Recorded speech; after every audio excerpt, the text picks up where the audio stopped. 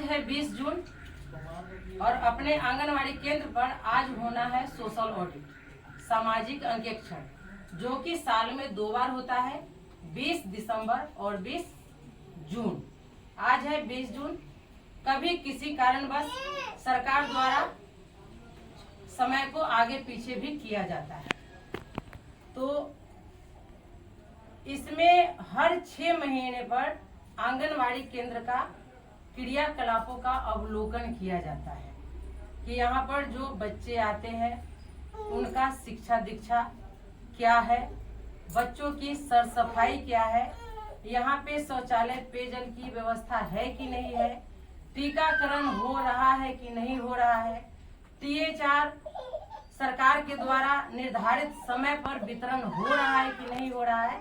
इसी सब का सोशल ऑडिट होता है और हर बार होता है। आप लोगों को बताया भी है, आज भी आप लोग आए हैं, जो कि बैठक में आप लोग ये साइन आप ही लोग साइन किए हैं ना, ये सब आप ही लोग का साइन है ना। एक बार जोर से बोलिए। हाँ। तो ये साइन है, तो इसमें जो है आज जो प्रस्ताव आया या कार्यवाही हुई वो सब इस पंजी में अंकित कर दिया गया है और ये हम आप लोगों को पढ़कर सुनाने जा रहे हैं। आप लोग ध्यान से सुनिएगा, जहाँ कुछ भी हो बाद में हमको इसके बारे में बताइएगा, ठीक है। तो ये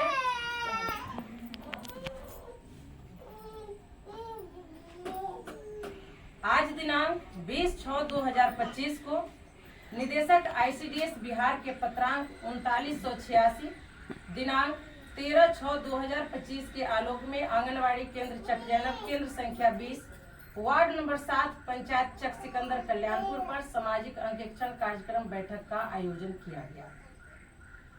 इस बैठक में आंगनवाड़ी केंद्र का आय व्यय, पूरक पोषाहार, THR, टीकाकरण, स्कूल पूर्व शिक्षा, केंद्र संचालन, शौचालय, पेयजल एवं पोषण ट्रैकर पर किए गए कार्यों की समीक्षा उपस्थिति सदस्यों एवं 18 वर्ष के ऊपर के वयस्क सदस्यों के बीच किया जा रहा है। समेकित बाल विकास सेवा योजना में गुणवत्तापूर्ण सुधार लाने का उद्देश्य से आंगनवाड़ी केंद्र स्तर पर सामाजिक अंकेक्षण में शामिल सदस्यों का हस्ताक्षर निम्न प्रकार है, जो कि आप लोगों ने हस्ताक्षर किया है। उसके बाद प्रस्ताव में जो हम लिए हैं या आप लोगों के मार्फत आया है, उसमें लिखा गया है कि समिति के सदस्यों द्वारा आंगनवाड़ी केंद्र पर समेकित बाल विकास सेवाओं में सुधार करने हेतु की जाने वाली सामाजिक अंकेक्षण की कार्यवाही शुरू की गई। सामाजिक अंकेक्षण में निम्नलिखित बिंदुओं पर चर्चा किया गया, जिसमें प्रस्ताव 1 है, समिति के अध्यक्ष व सदस्य में आधा से अधिक विभागीय मार्गदर्शिका के अनुसार उपस्थिति देखते हुए कोरम पूरा माना गया और अध्यक्ष ने बैठक की कार्यवाही शुरू करने का निर्देश दिया। प्रस्ताव नंबर 2 में लिखा गया है कि सर्वप्रथम उपस्थित सदस्यों के मौजूदगी में आंगनवाड़ी केंद्र संचालन की नियमितता तथा सेविका व सहायिका की उपस्थिति की समीक्षा की गई। पोषक क्षेत्र के उपस्थित लाभुकों ने पुष्टि की इस केंद्र का संचालन सुचारू रूप से होता है। हालांकि सेविका सविता कुमारी एवं सहायिका प्रीति कुमारी ने बताया कि पोषक क्षेत्र में एवं गांव के निकट किड्स स्कूल और कॉन्वेंट खुल गए हैं, जो अनिबंधित व मानक अनुरूप नहीं है। अभिभावक को बहला फुसलाकर 3 वर्ष से लेकर 6 वर्ष के उम्र के बच्चों को 6 वर्ष उम्र पूरा होने से पहले स्कूल ले जाते हैं। आंगनवाड़ी केंद्र में 3 वर्ष से 6 वर्ष के बच्चों को स्कूल पूर्व शिक्षा देना है, लेकिन लोग प्राइवेट स्कूल में 6 साल से पहले ही नाम लिखा देते हैं और वो स्कूल निबंधन नहीं करवाया है, वो अवैध है। प्रस्ताव नंबर 3 में लिखा गया है, पूरक पोषाहार THR कार्यालय से उपलब्ध राशि के अनुसार प्रत्येक माह THR एवं पूरक पोषाहार मेनू के अनुसार दिया जा रहा है।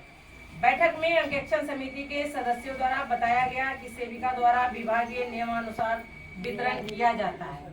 यहाँ जो सप्ताह में 7 दिन होते हैं, 6 दिन आंगनवाड़ी केंद्र पर मेनू के अनुसार बच्चों को पोषाहार खिलाया जाता है। आप लोगों को पता है सोमवार को क्या खिलाया जाता है, सहायिका बताएंगे। सोमवार को चावल का पुलाव होता है, वो खिलाया जाता है। उसमें चना, गोटा चना फुला करके रखा जाता है, हरा साग सब्जी होता है। मंगलवार है, उस दिन आलू चना का सब्जी और चावल बच्चों को खिलाया जाता है। बुधवार को सोया बड़ी की सब्जी और चावल यानी कि भात खिलाया जाता है। गुरुवार को बच्चे को चावल में गुड़ डाल करके रसिया खिलाया जाता है। शुक्रवार को भात दाल खिलाया जाता है और शनिवार को खिचड़ी खिलाया जाता है। इसी तरह से सुबह में बच्चों को नाश्ता होता है, तो कभी उनको अंकुरित चना मूंग है, कभी उनको फल है। सप्ताह में 2 दिन दूध है। कौन कौन दिन है? जोर से बोलिए। मंगलवार और गुरुवार बच्चे को दूध यहाँ पर पिलाया जाता है। तो ये सब बताया गया। प्रस्ताव नंबर 4 में आ गया 0 से 3 वर्ष एवं 3 से 6 वर्ष के बच्चों के टीकाकरण एवं पोषण की स्थिति की समीक्षा। वजन WHO मानक के अनुसार कुपोषित एवं अति कुपोषित बच्चों की संख्या एवं उनके पोषण स्तर में सुधार लगातार किया जाना है। बैठक में अंगरक्षण समिति के सदस्यों द्वारा बताया गया कि सेविका नियमित रूप से वृद्धि निगरानी करती है। प्रस्ताव नंबर 5 में है केंद्र पर प्रारंभिक बाल्यावस्था शिक्षा एवं देखरेख के तहत कराई जाने वाली गतिविधियों की समीक्षा की गई। सेविका द्वारा बताया गया कि इस साल विभाग के द्वारा स्कूल किट्स उपलब्ध नहीं कराया गया है। जो भी करा रहे हैं हम अपने तरफ से करा रहे हैं, सरकार उपलब्ध नहीं कराई है। बैठक में अंगरक्षण समिति के द्वारा बताया गया कि सेविका द्वारा नियमित रूप से बच्चों को मानसिक एवं शारीरिक विकास के गतिविधियां कराई जाती है। मानसिक और शारीरिक विकास का मतलब हुआ खेल खेल में बच्चों को कविता के माध्यम से, कहानी के माध्यम से जो हम सिखाते हैं उसको बताया गया है। प्रस्ताव नंबर 6 में है केंद्र पर प्रत्येक माह होने वाली विभिन्न प्रकार के कार्यक्रम, जैसे 7वीं तारीख को गोद भराई। आप लोगों को पता है महीने के 7वीं तारीख को गोद भराई किया जाता है। 15 तारीख को THR वितरण होती है। अगर 15 को नहीं तो 22 को, 22 को नहीं तो 27 को, नहीं 22, 29 को, या विभागीय निर्देशानुसार जो तिथि तय करेंगी उस तिथि में THR वितरण होगा। विशेष परिस्थिति में अगर 15 तारीख को छुट्टी पड़ गया तो 16 भी होगा, 22 होगा तो 23 भी होगा। 22 तारीख THR दिवस और 19 तारीख को अन्नप्राशन दिवस मनाया जाता है। 19 तारीख को जो 6 माह बच्चा पूरा कर चुका है उसको आंगनवाड़ी केंद्र पर बुला करके अर्ध ठोस आहार उसको खिलाया जाता है, ताकि 6 महीना के बाद उसको ऊपरी आहार आप देना सुनिश्चित करें। माँ के दूध के साथ साथ ऊपरी आहार भी उसको चाहिए। जिसकी पंजी समीक्षा की गई। बैठक में अंगरक्षण समिति के सदस्यों द्वारा बताया गया कि सेविका द्वारा नियमित रूप से हर कार्यक्रम की पंजी अद्यतन किया जाता है। प्रस्ताव नंबर 7 में है हर माह केंद्र पर आरोग्य दिवस। आरोग्य दिवस मतलब कि टीकाकरण दिवस। आरोग्य दिवस माह के दूसरे सोमवार को किया जाता है, जिसमें गर्भवती महिला को टीटी की सुई एवं स्वास्थ्य जांच की जाती है। साथ ही जन्म से 5 वर्ष के बच्चों का टीकाकरण किया जाता है, जिसकी समीक्षा सदस्यों द्वारा की गई। इसमें आशा कार्यकर्ता की भी अहम भूमिका होती है।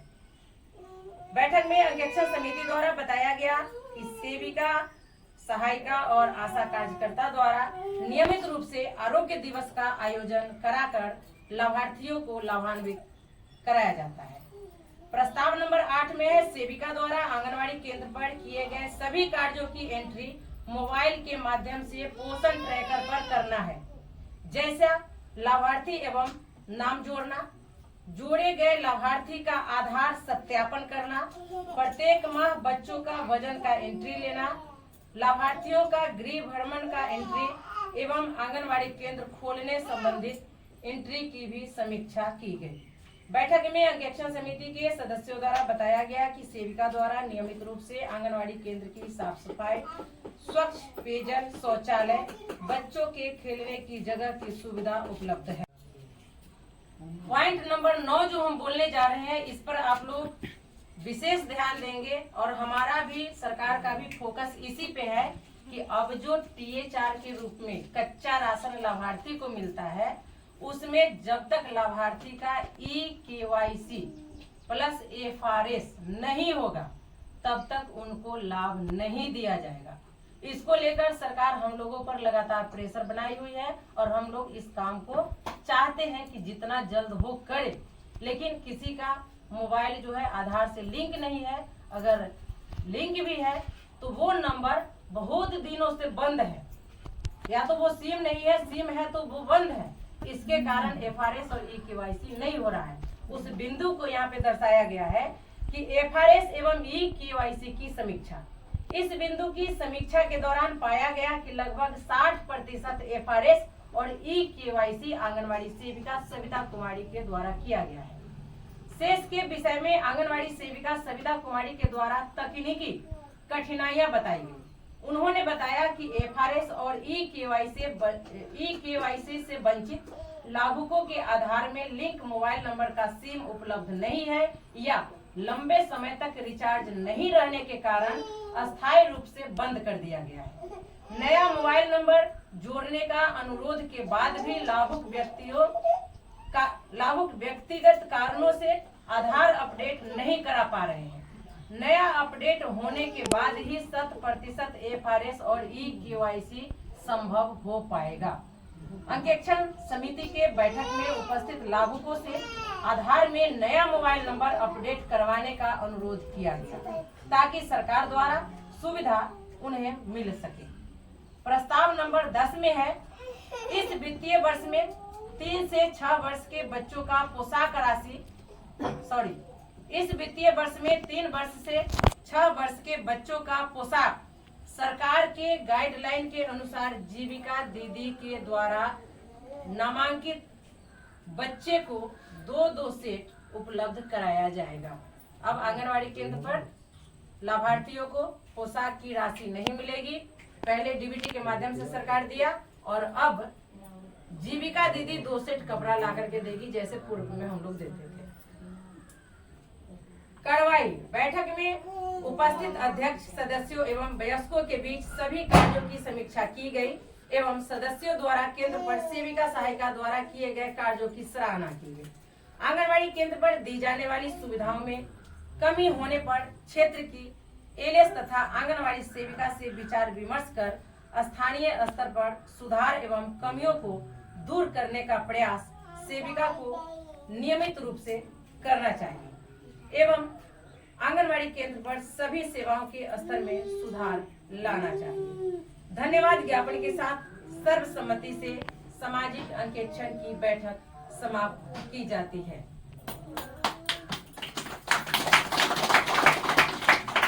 तो आज का विषय यही था और साल में 2 बार ये होता है। इसमें आप लोगों की गरिमामय उपस्थिति जरूरी होती है, तो इसमें आप लोग आइए, क्या यहाँ पे कमी है, उसमें हमको क्या सुधार लाना चाहिए, इसके बारे में भी आप लोगों को बताना है। तो चलिए आप लोग आए, इसके लिए पुनः हम दिल से आप लोगों का धन्यवाद करते हैं कि अपना बहुमूल्य समय निकालकर आप आंगनवाड़ी केंद्र पर आए और इस सामाजिक अंकेक्षण को आप लोगों ने सही तरीके से करने का काम किया। धन्यवाद। काट दो।